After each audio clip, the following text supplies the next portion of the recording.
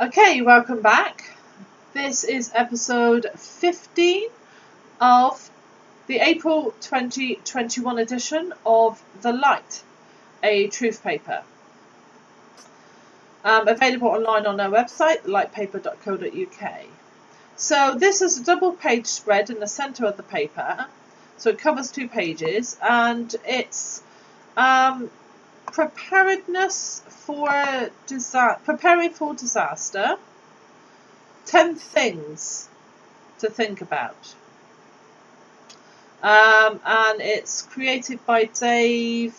It's hard to read because it goes over 2 pages. Dave Hurt, who's an urban survivalist UK, and can be found on YouTube under that name, Urban Survivalist. Okay, so let's go through these. Lighting. There is nothing worse than trying to navigate anywhere, even in your own house, in pitch black. Candles, torches, spare batteries, lanterns, matches and lighters. Have them easily accessible in a power cut. Light is very important. Power cuts from storms or grid failures are inevitable at some point, so be prepared. Also invest in a good battery-operated head torch. Cooking. Even though most tins can be eaten cold, you may prefer to cook them. Don't underestimate the psychological power of a hot meal to look forward to. With no power, gas, electric, etc., invest in a camping cooker with the small disposable gas canisters. They are cheap enough, so make sure you buy plenty of gas for long-term use. Store safely away from too high or too low temperatures. You'll be glad you bought one when the time comes.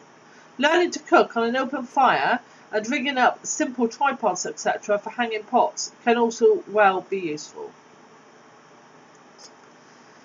First aid. Make sure you have a good first aid kit, together with some basic medications, and know how to use them. Think of bandages, plasters, tape, scissors, hydrogen peroxide, steri-strips, and also basic medications, antiseptics, pure alcohol, etc. With no access to doctors or hospitals, keeping infections down is important, so also have vitamins, colloidal silver, and other non-pharmaceutical remedies on hand. Food. Tinned foods and dried foods have long shelf lives and store well. Buy a little extra each shopping trip to store away. Think about proteins, carbohydrates and vitamins. So using meats for an example, include canned ham, corned beef, tuna, sardines and good old spam. Think also of tinned fruits and don't forget a tin opener. Dried goods like pasta, rice, dried milk, eggs, dried fruits, and importantly flour and yeast so that you have the ability to make your own bread. Learn to cook. Always store what you actually eat and rotate it regularly, as disaster doesn't strike that often. If you don't eat spam ever, then don't store it. Learn to grow food, even in pots in a small yard. Learn to fish, as stored food will eventually run out. Water. If the water stopped coming from your tap, or you could not buy it, how long would you last? 3 days is the average. Storing water and or having a good filtration rainwater catch system is absolutely vital. Think about the amount of things you could use water for every day aside from drinking. Plastic bottles must be kept in a cool, dry place out of sunlight. Glass bottles won't leach chemicals, but glass is fragile, so store correctly. Also have some sort of filtration device system in case you have to venture out to get water, as your stores won't last forever. You can easily turn guttering and a barrow into a rainwater catch system and know where any local fresh streams or wells are. Warmth. In Britain we are lucky not to have extreme cold temperatures, but still going through a winter with no power could be very unpleasant. Extra blankets, sleeping bags and even portable gas heaters can all help. Invest in some emergency survival shelters and foil blankets that can retain your body heat.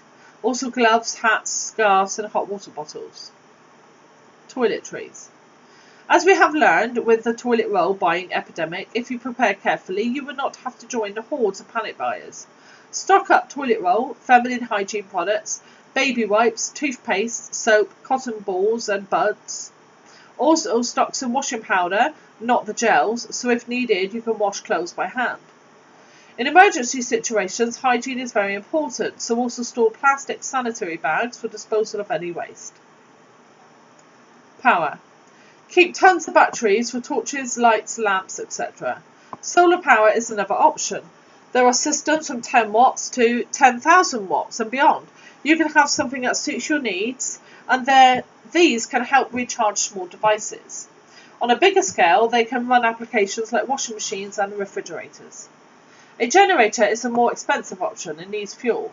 Unless the generator is silent, it can attract unwanted attention.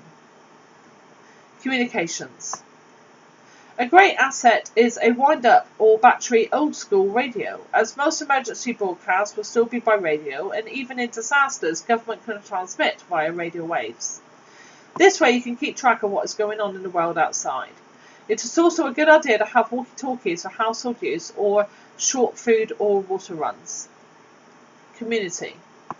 In survival situations, being a lone wolf is okay for a while, but eventually a like-minded community will be needed to sustain you for safety and security, supplies and sanity.